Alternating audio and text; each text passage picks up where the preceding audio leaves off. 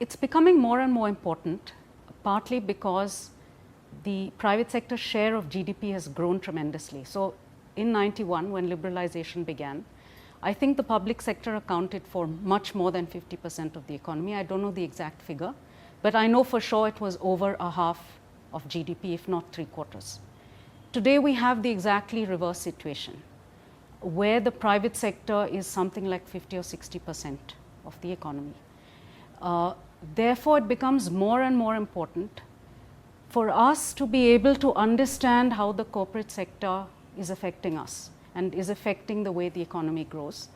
The other aspect here is that as the government begins to move out more and more of certain parts of the economy, and as you have competition introduced in those parts, so telecom is your perfect example, where earlier you had one government telecom company, today you have 12, 13 competing players, all of whom are fighting for that license. You see the same thing beginning to happen in mining, in other areas where contracts, concessions, licenses are very key to that private sector player operating in that area. So in those sectors where licenses and concessions from the government are a key aspect of entering that sector, it's very important that we understand how those licenses are being given out. So that is one aspect of why we need to understand the whole aspect of corporate accountability. The other aspect is, as I said, as the private sector plays a larger role in the economy, as we move into new kinds of economic activity which have a greater societal or environmental impact, we must more clearly understand what is going on. Now, at the same time, I will say that, and I'm sure many people will not disagree with me, that the private sector is held accountable in many ways by the market, okay, and by the fact that it has to raise capital, the fact that it has to compete for customers. So in a performance way, the private sector has tended to perform better in most sectors. Even in terms of an information disclosure parameter, you find that there is far more information available about a corporate entity than there is about a government one. Okay? I don't think anyone will argue with me on that. The difficulty is that what is available about a corporate is very structured. Okay? It relates to the laws that have been passed which require a corporate to report. So, for instance, SEBI has certain laws, the RBI has certain laws, the environmental ministry has certain laws, the labor ministry has certain laws. Companies are bound to abide by those laws and report based on what those laws are requiring them to report. Where the laws don't exist, there is no way a citizen can legitimately access information from a corporate. The citizen has no legal right to go to a corporate and say, I want to know this about your company. So, to bring the right to information in here as a comparator, the right to information gives you and me the right to ask the government any question we want about anything. Okay? There is a section of the right which is called Section 8, which has a number of exemptions. But those exemptions have to be well argued to be able to block giving that information. Now, I will say from my experience with filing RTI applications, seeing the response from PIOs, many of them are trying to use these exemptions, often completely incorrectly. Okay? So, there is a separate game going on where PIOs are trying to block even the giving out of public information using completely irrelevant and ridiculous exemptions, but in most cases you can overturn that exemption in a information commission, particularly if the information commissioner knows the law well and is thoughtful and wise. In the private sector case, you cannot do that. So, I cannot go to Mr. Godrej or Mr. Tata and say, I want to know what your environmental impact is, and have the right for them to respond to me legally. They probably will, because they are good corporate citizens and I admire both of them greatly.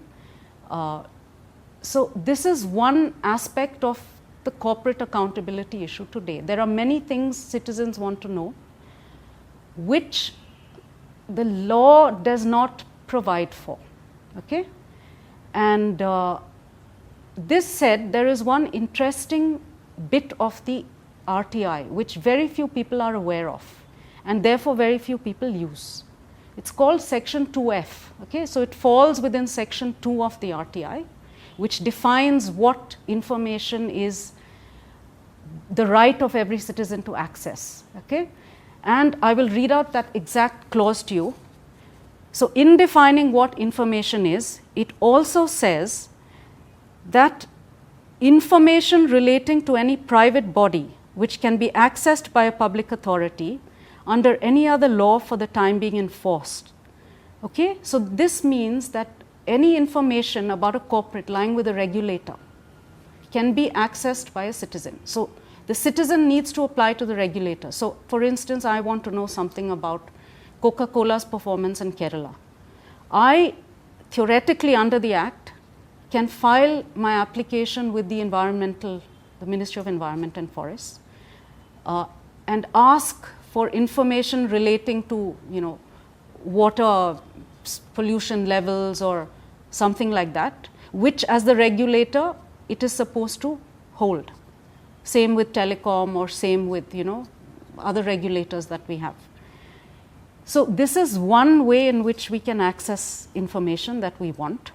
And interestingly, again, if you see how the RTI defines information, it gives us the right to look at any document, manuscript or file, any microfilm, microfiche and facsimile copy of a document, any reproduction of image or images embodied in such microfilm, whether enlarged or not, and any other material produced by a computer or any other device. So any information in any of these forms that the regulator has accessed from the company can be accessed by a citizen under the RTI.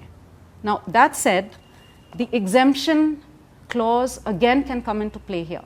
Okay? The exemption has 8 sub-items. So there are 8 items on which a public information officer can reject your application. Of these 8, there are 3 which relate directly to a corporate. These 3 are commercial confidentiality, okay, fiduciary relationship, and third party. So this exemption, these 3 exemptions, are meant to protect the legitimate corporate interests of a company, because there are many things where if information comes out into the public, the company's competitors will draw advantage from that, okay, and it leads to a non-competitive situation. So that said, these exemptions exist, but we do have right under section 2F, and more people should try and use section 2F to access this information. And similarly, corporates should be aware that section 2F exists, and maybe therefore proactively begin to report to the public also on the kinds of information that in any case they're making publicly, making available to the regulator, because sooner or later we'll be able to get it out of there. So the other point I'd like to make here, which is a point I also noticed when I worked with the donors, because there are similar issues coming up in the issue of PPPs, public-private partnerships. So one of the key worries that many civil society activists have and many citizens have is that the government is signing contracts with private parties or entering into commercial arrangements or service delivery arrangements with private parties, but the contracts are not being made public. Okay? So very often what you will find is the information about the tender will be up on the website of that government agency so that they get their bids. But then after that we know nothing. Okay? Some ministries are more proactive than others, and some ministries do have these contracts available. But by and large, if you look at most of the websites of our regulators, you will not find the contract. And this is not just an Indian problem. I was reading some literature where in Europe and in Holland they are finding the same thing. So researchers have looked very systematically at key public-private partnerships in these countries, particularly those where public services are being delivered to citizens by a private party now, either on contract from the public authority or in partnership with the public authority. And they've looked at 3 phases in the PPP relationship. So the first is the tendering phase. So they find there that, like us, there is a lot of information on the website about the tender. So the call for tender is there on every website and very detailed. What is missing is the contract. Okay? The other thing they find is, if you look at the second phase, which is the actual contract, sorry, I mixed up the phases, there is almost no reporting on the contract. And the question they raise, which again is the question I have, once you have contracted the private party, why should the contract be confidential anymore? Because it does not compromise his competitiveness. He's already won the contract. So even if the competitors out there see that contract, the event is over. So this is one area where, as a country now, we need to push very hard to make sure that all PPP contracts and all contracts where private sector agencies are delivering services on behalf of the government are put in the public domain, so that the public understands what is the performance requirement of that contract and is therefore able to monitor whether the government is holding the private sector party accountable for performance or not. Okay? I also feel that once the contract has been issued, and not just I, but other researchers as well, and you know, the whole telecom scandal is showing that as a country we want this, we should understand the basis on which that contract was awarded and hold accountable those who awarded the contract if we find that the contract is given on grounds that are not sound and solid. The research I was reading about the European and English experience also makes the point that there should be some kind of indicator which measures the performance or the forecasted performance of this private party as against what the performance of the public party would have been if the contract had not been awarded. So the public should have some understanding of the relative gain from the award of that contract to a private party. And of course, the last and most important thing, which I've kind of just mentioned, is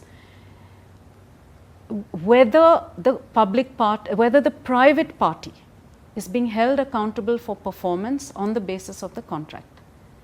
Now, in Karnataka some years ago, there was a very interesting project. It was again a donor project. So I think it was a donor funded water project where they were trying to pilot the concept of 24-hour water. Okay? And what they did was, before they gave the license, they drew up the draft contract. It was put in the public domain.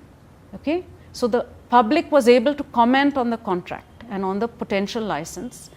It was modified in a way that reflected the public's feedback, and then it was put to tender. Whoever won the tender then went into operation, and that player is being actively held to account against the contract by a third party, which is some local university. Okay? And you see the same model in the Philippines. Now this again is in the water sector. It's a sector I've studied, so I know better than others. But there might be similar models in other sectors as well. So going forward, if we are to use PPP more, if we are to use private contracting more, these are the two, fulcrum points we have to focus on as a country. So those are my thoughts. And my last thought is, after the global financial crisis, the pressure on corporates, particularly Western corporates, to be more transparent, to report to the public not just on the traditional factors, but on new factors like risk, the riskiness of their decisions, the riskiness of their assets. This has become now a very important agenda item in the global discourse on corporate accountability. And even the issue of more disclosure to the public on new kinds of parameters. And we see the same rhetoric amongst our corporates, maybe not as strong. So what I'd like to end with is to put a thought out which is let us try and develop some sort of transparency index for our corporates. We have indexes on environmental responsibility, we have indexes on social responsibility, but as yet no one is beginning to do an assessment in a systematic way of how comprehensively and how honestly our corporates are reporting to us on key issues that worry us. So let's hope we can all join together on this one.